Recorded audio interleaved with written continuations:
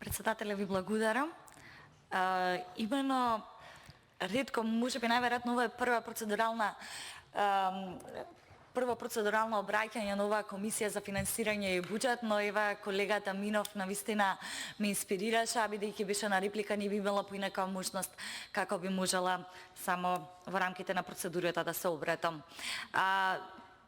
Видов желба кај него инспирација во однос на видоизменување на амандманот, како истиот би опфатил и подрачја кои што се помалку развиени, и тука верувајте доколку навистина изразите желба, тука е предлагачот, постои простор, наскоро согласно протоколите следува пауза, можеме да се договориме па да земеме од непродуктивните трошења на институциите кои што се и тоа како забележителни во ребалансот, да се пренаменат за и помалку развиените општини.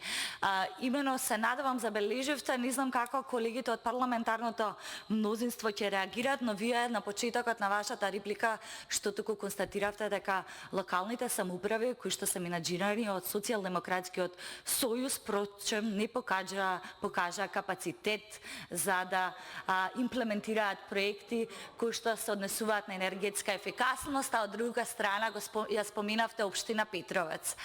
Дозволете да ве известам, бидејќи самиот кажавте дека сте незапознаен, па еве пола ви се простува, дека впрочем општина Петровец важи за висока енергетска ефикасна општина и впрочем основното училиште кое што се наоѓа во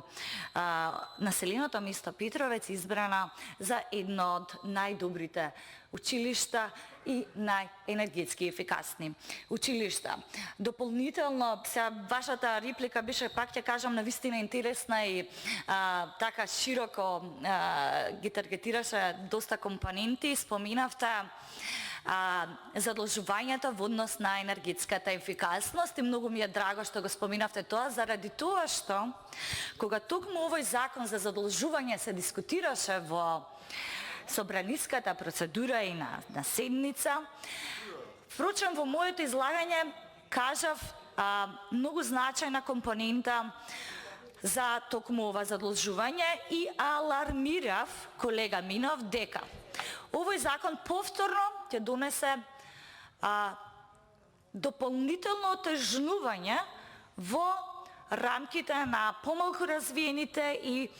посилно развиените општини, односно истиот нема да излезе во пресрет на регионите кои што и општините кои што не располагаат со капацитети за да подготват проектна апликација и истата да можат да проследат, односно да добијат финансирање на проект кој што навистина ќе може да донесе една енергетска ефикасност во послабо развиена општина. Не видов во тој дел поддршка, туку напротив и тоа како го браневте тоа задолжување, а со истиот апел, доколку и вие во тој момент покажавте подготвеност, најверојатно денеска немаше да излезете со една ваква шпекулативна реплика. Имено, ќе потсетам, тогаш алармирав и еве денеска се потврдува дека бевме во право, таквото задолжување прочем само донесе една поголема нееднаквост